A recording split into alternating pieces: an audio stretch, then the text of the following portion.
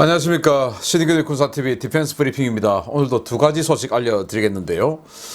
중국은 말이죠. 이 사람들은 국제법이라는 거 지키지 않는가 봅니다. 완전히 무시하고 사는 그런 나라인 것 같은데, 휴엔 안보리 상임 이사국이 어떻게 이런 짓을 할 수 있냐. 지금 우리를 위협하는 북한의 극초음속 미사일이다, 핵이다, 이런 모든 것들이 지금 중국에서 나왔다라는 거 아니겠습니까? 지금 중국이 또 이 극초음속 미사일을 북한과 파키스탄에 제공하고 있다 라는 주장이 나왔습니다. 그리고 또 이 중국이 아르헨티나를 남미의 교두보로 삼기 위해서 아르헨티나에게 아주 다양한 군사 기술을 제공해서 보습한다고 하는데, 보겠습니다. 중국이 아르헨티나를 겨냥해 국방협력 파상 공세를 펼치고 있습니다. JF-17 판매는 물론 아르헨티나의 육해 공군 군사력 현대화 프로그램 전반에 파격적인 조건을 제시하고 있다는 소식입니다. 최근 주중 아르헨티나 대사가 중국 정부 측과 전투기 구매 문제를 논의하기 위해 비공식 접촉을 가진 것으로 알려진 가운데, 아르헨티나가 양국 간의 국방협력은 JF-17 전투기 구매에만 국한되지 않는다고 밝혀 주목됩니다. 주중 아르헨티나 대사관은 1월 28일 보도 자료를 통해서 현재 중국 측과 지상군용 전투장비 도입에서부터 경비정, 심지어 원자력 분야에서도 협력을 위한 제반 협의를 진행 중이라고 밝혔습니다. 현재 중국이 제안하고 있는 무기체계들은 JF-17 블락3 전투기를 비롯해 중국 북방공업공사에서 제작한 8륜 수륙양용 보병 전투장갑차인 VN-1, 동풍 계열 군용 차량과 소형 경비정 등 6회 공군을 모두 아우르는데요. 아르헨티나 대사관은 중국이 원자력 의학 관련 협력을 위해 아르헨티나에 원자력 관련 기술과 장비를 제공하는 방안도 제안했다고 밝혔습니다. 주중 아르헨티나 대사는 중국은 아르헨티나 요구에 부응하는 국방 시스템을 갖추겠다는 페르난데스 정부의 확고한 의지를 지원하기 위해 아르헨티나 군사 생태계를 복원하는데 적극적으로 협력하겠다고 밝혔다라며 앞으로 중국과 국방 안보 분야 협력이 더욱 확대될 것임을 시사했습니다. 물론 이러한 협력은 공짜가 아닌데요. 중국은 1대1로와 차관 제공 형식의 무기 수출을 통해 여러 나라를 빚의 늪에 빠뜨리고 식민지에 가까운 갑을 관계를 전방위적으로 구축하고 있어 중국의 이런 접근이 아르헨티나의 안보에 새로운 위협이 될 것이라는 경고가 쏟아지고 있습니다. 참 이 FA-50, 우리 한국의 FA-50이 아르헨티나에 거의 계약까지 갔다가 영국이 이 마틴 베이커라는 회사에서 FA-50에 들어가는 사출 좌석, 조종사 비상 탈출하는 그 좌석이죠. 그걸 영국이 납품을 하는데, 영국의 적국인 아르헨티나에 영국제 장비가 들어가는 것은 안 된다. 그래가지고 그 마틴 베이커제 사출 좌석의 수출 이해를 거부해버렸어요. 그러니까 우리 한국의 카이가 아르헨티나에 사출 좌석 없이, 즉 조종 좌석 없이 전투기를 팔 수가 없으니까 수출을 포기하게 됐는데요. 저는 이 영국이 굉장히 잘못했다라고 생각합니다. 아니 FA-50 이게 유로파이터하고 상대가 되는 전투기가 아니잖아요.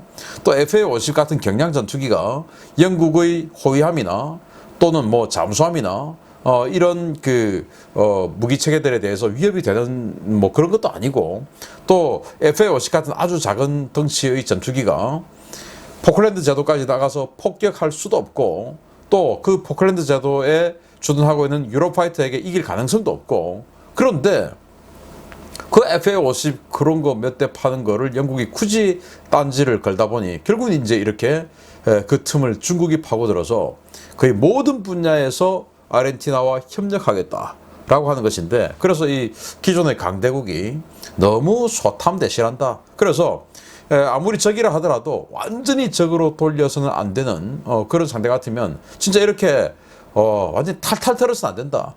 그래서 쥐도 구석에 몰리면 고양이에게 덤빈다고 하지 않습니까? 그런 식으로 지금 몰아버리니까 지금 아르헨티나가 영국의 적인 중국에게 지금 손을 벌리고 이런 엄청난 전방위의 국방 협력을 한다. 결국 이 남아메리카에 중국의 교두보가, 그것도 작은 나라도 아니고 대국이 중국의 교두보가 되는 것이고 이런 상황이 되는데, 이건 전부 제가 봤을 때 영국의 아주 소심한 그런 근시안적인 그런 외교 정책 때문이 아닌가. 뭐 그냥 우리 대한민국 FA58개 놔뒀으면 이런 것까지 안 가던데 말이죠.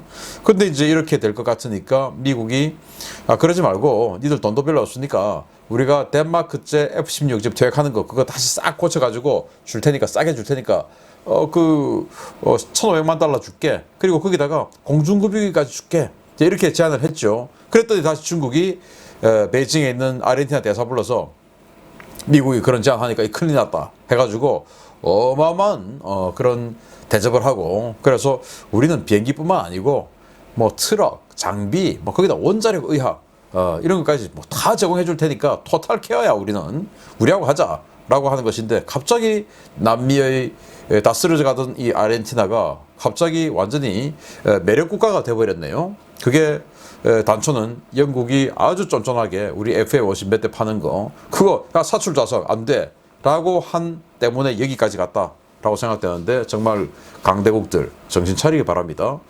그리고 아르헨티나도 신중하게 생각해야 된다. 이렇게 되면은 미국하고는 완전히 갈라서는데, 미국하고 갈라서서 앞으로 어떤 국가가 될지 그것은 뭐 역사가 증명해주고 있습니다. 두 번째입니다. 중국에게는 국제법이라는 것이 통하지 않는다는 사실, 남중국해 문제나 대외 내정 간섭 사례들을 통해 충분히 증명됐는데요. 중국이 이번에는 MTCR, 즉 미사일 기술 통제 레짐을 파괴하고 파키스탄에게 전략 무기를 넘겨주려 하고 있다는 충격적인 폭로가 나왔습니다.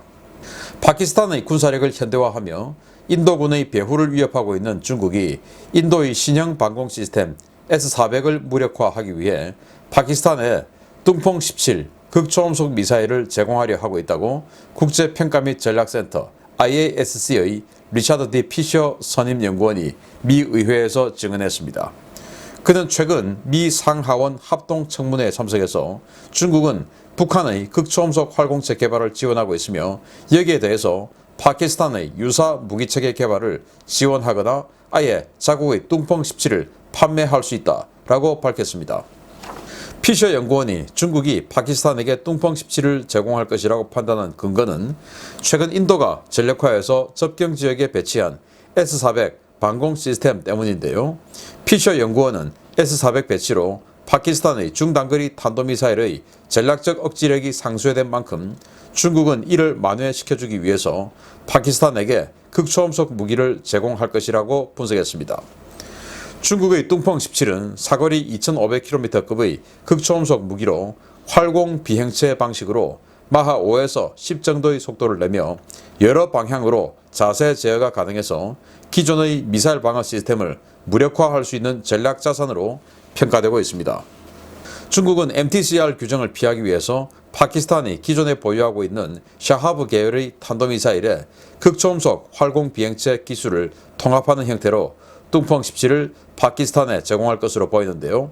이미 전 세계의 불법 무기와 드론을 대량으로 유통해서 저개발국들의 분쟁을 부추기고 있는 중국이 또 금단의 선을 넘으려 하고 있습니다. 중국이 북한 핵의 원흉입니다. 중국이 파키스탄에게 아예 핵탄두까지 그냥 줘버렸죠. 인도 견제하라고. 그래서 파키스탄이 핵 보유국이 되는데 결정적인 제공을 했고, 그 파키스탄의 고농축 우라늄 바탕의 핵 기술이 이 칸 박사를 통해서 그 칸 네트워크를 통해서 북한에 들어갔고, 그렇게 해서 북한이 핵 보유국이 지금 되어버렸습니다. 그리고 1998년도에 북한이 대포동 미사일을 쐈을 때 그 대포동 미사일의 2단 추진체를 중국이 제공했다라고 하는 아주 강력한 뭐 그런 설들이 있죠. 물론 뭐 중국은 끝까지 부인을 하고 있습니다만은, 그런 식으로 지금 현재 전 세계를 아주 위협에 빠뜨리고 있는, 또 국제 질서를 완전히 파괴하고 있는 북한의 이런 여러 가지 무기 체계, 특히나 그 대량 살상 무기인 핵의 개발에 중국이 원천이다, 즉 원흉이다라고 할 수가 있습니다. 제가 북한 핵 관련한 이 박사 논문을 썼기 때문에 저는 이 분야에 대해서 굉장히 많고 깊은 연구를 한 바 있기 때문에 이런 말씀을 드리는 거예요.